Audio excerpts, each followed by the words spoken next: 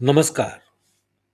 उनके खत और आप की 611वीं कड़ी 611th एपिसोड में अभिवादन स्वीकार कीजिए देवतोष का।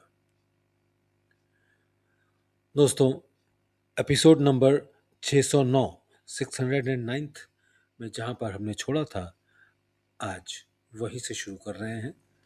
एक पैराग्राफ मैं उस एपिसोड का पढ़ रहा हूं और फिर उसके आगे चलेंगे।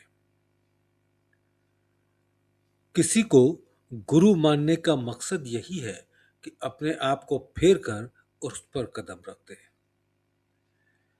किसी को गुरु मानने का मकसद यही है कि अपने आप को फेर कर उस पर कदम रख दे।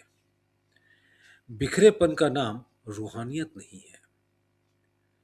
इसमें होते हुए उससे आजाद, ये असल चीज है। जब एक धुन सवार हो जाती है तो दूसरी धुन आना मुश्किल पड़ जाता है और ये नुक्स आम है। इसलिए लोगों की तरक्की नहीं होती। अब आज शुरू कर रहे हैं। जिसका जो हो रहा वो भी उसका हो गया। $1,000,000 लाइन है ये, तो समझिएगा अच्छे से। जिसका जो हो रहा वो भी उसका हो गया, ये कायदे कुल्लिया है, यानी यूनिवर्सल ट्रुथ है। इसमें एक्सेप्शन नहीं। अब आप निगाहे गौर से देखें, अगर फर्दियत फर्दियत कहते हैं शख्सियत को, अगर फर्दियत निगाह में हो तो कौन सा ऐसा शख्स है जिसने गुलाम को ठुकरा दिया हो, और खासकर वो गुलाम जो कैद व बंद से आजाद हो। सेवा करना जिसका धर्म हो और सेविकाई का ख्याल ना हो। पूजा करना उसका धर्म हो और पूजा का ख्याल ना हो।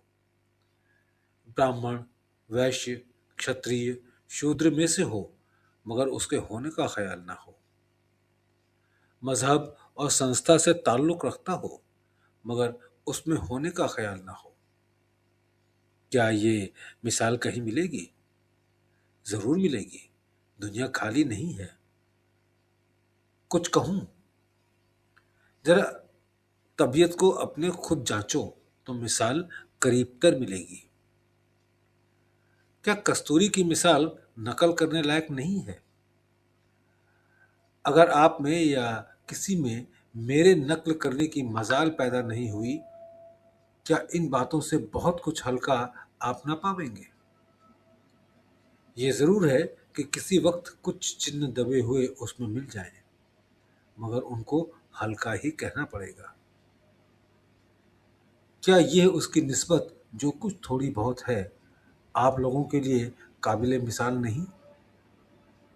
क्या उसका दौर जो कुछ की चल रहा है शामिल होने लायक नहीं? क्या उसकी उबूदियत या सबमिसिव कंडीशन और सरेंडर इस लायक नहीं कि उसकी नकल की जावे? अगर उसकी नकल हमारे गुरु महाराज की तरह जो उन्होंने अपने गुरु महाराज के साथ की थी, नहीं कर सकते? जब उसका ये हाल है, जब उसका ये आलम है, तो क्या वजह है कि रहमत इलाही यानी ईश्वरीय कृपा मौजज़न ना हो, एक्टिव ना हो? रहमत उसी को कहते हैं कि बिना पैमाने को जांचे हुए एकदम से गिर जाए। हजरत मूसा पर जब तजल्ली नाजिल हुई या नूर प्रकट हुआ तो पात्र का ख्याल न था। उनका ज़र्फ तजल्ली नाजिल होते ही भूल गया और वो गश की हालत में बेहोश पड़े थे और कोहे तूर यानी तूर का पहाड़ जलकर स्याह हो चुका था। ये इबारत मैंने इसलिए लिखी कि आप सब लोग अब भी होश में आ जाए। उसकी तारीफ करना मेरा मकसद नहीं है, आप लोगों को उभारना है। जब तक इंसान कोहे तूर नहीं बनता, जज्बात के झुलसने की ताकत पैदा नहीं होती, तजल्ली वही नाजिल होगी जिसमें जज्बात के झुलसने का उभार पैदा हो गया हो, यानी जिसकी कैफियत ऐसी बन गई हो कि तजल्ली को मदऊ कर सके, इनवाइट कर सके। दूसरे मायनों में जो मरने से पहले मर गया हो, अपने जिस्म को यादे इलाही में ऐसा चूर कर दिया हो या याद की गर्मी से ऐसा झुलस गया हो कि हल्की नज़र में जिंदगी के आसार मंद पड़ गए हों, या ऐसा वैक्यूम बन गया हो उस मालिक की याद की गर्मी से, तो मुमकिन नहीं कि उस पर तजल्ली की असल सूरत की झलक न गिरे।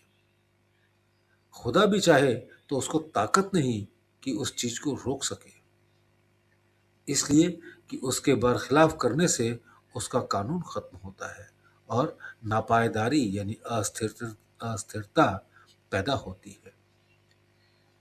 ये वो चीज है जिसने जिसने कर दी और उसमें काफी तौर से सुलग चुका, मुमकिन नहीं कि सही मायनों में उसको उसकी खबर न पैदा हो जाए। मगर भाई, इस इस खबर के लिए बेखबरी की जरूरत होती है।